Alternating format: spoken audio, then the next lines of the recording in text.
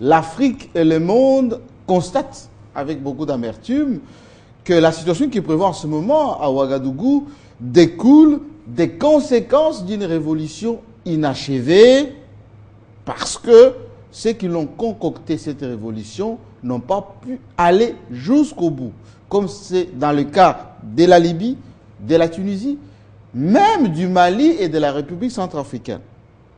Lorsque les opérations sont concoctées, gérées de l'étranger, sans pour autant tenir compte des besoins réels de la population, des aspirations du peuple, de la manière dont les peuples vivent les réalités de leur pays, et surtout de l'évolution de la démocratie sur les continents africains, en général, ces opérations échouent. Pas plus que ce matin, vous avez appris que les États-Unis ont demandé à la Russie de s'entendre pour essayer de coopérer cette fois-ci en Syrie pour inclure Bachar el-Assad dans la situation de guerre contre l'État islamique.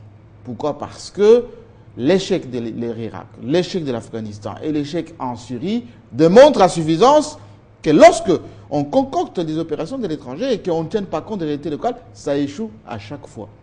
Les animateurs de la transition au Burkina Faso ont complètement échoué dans leur façon d'appliquer la démocratie populaire.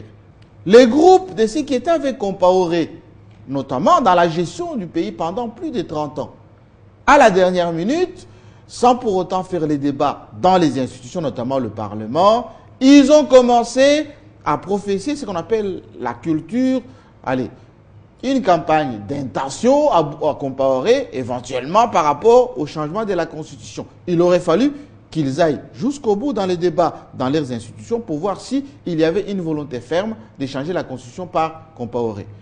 Ils ont voulu se faire laver à la dernière minute le groupe qui était avec Compaoré, etc. Mais le peuple n'a pas pu les suivre. Aujourd'hui, ils continuent, eux, ces groupes, à subir l'échec. Oui, l'échec de leur comportement un peu tardif. Un peu à la manière de l'UDI. Je ne sais pas si ça vous rappelle quelque chose. 1990, le 24 avril exactement, le maréchal Mobutu décrète l'ouverture démocratique.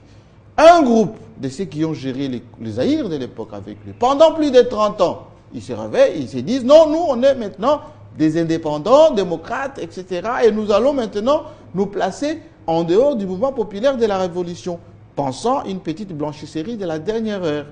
Conclusion, jusqu'à ce que la Conférence nationale souveraine termine ses travaux, ils n'ont jamais été blanchis. Et jusqu'à d'ailleurs, à la Révolution de Mzé, ils étaient un peu jusqu'en marge de cela. Ceci nous conduit à comprendre que le G7, d'ailleurs, G7, un peu comme c'est que les Quinois commencent à appeler maintenant les 7 patrons des Langa Langa Stars, qui eux aussi, chacun a son agenda, chacun a aussi son officine. Beaucoup travaillent avec les diplomates, certains lobbies étrangers, par rapport à l'avenir de la République démocratique du Congo, sans tenir compte des réalités du Congo. Comment comprendre? Comment comprendre que quelqu'un qui a planifié, géré, professé une vision, une politique pendant plus de 10 ans, l'autre dans les sièges du cabinet des chefs de l'État, d'autres dans les institutions, peuvent avoir une démarche ambivalente.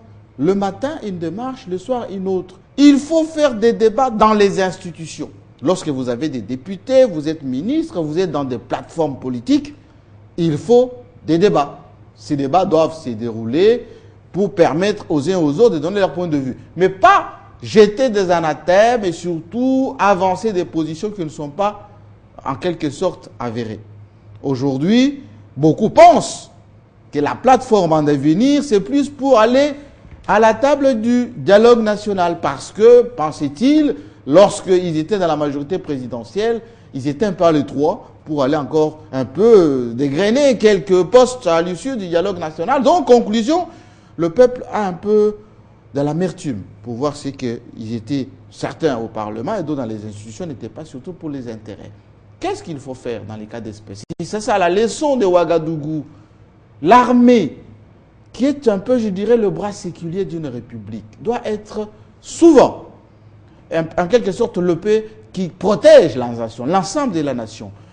Les forces vives doivent être là pour protéger la nation. il ne faut pas les instrumentaliser. Il ne faut pas penser que lorsque vous avez des discours ambigus, le ballet citoyen au Burkina Faso, ce qui s'est passé notamment au Sénégal avec Abdoulaye Wade, a souvent ses limites. Le plus important aujourd'hui, c'est de penser à la paix, à la stabilité de tous les pays d'Afrique, parce qu'en réalité, tous ces nouveaux courants qui arrivent, c'est pour empêcher le développement du continent africain. Les Chinois disent toujours, le premier des droits de l'homme, c'est la vie. Et souvent, quand il y a ce genre de situation, ce sont des vies qu'on perd, et quand on perd ces vies, personne n'est là pour pleurer.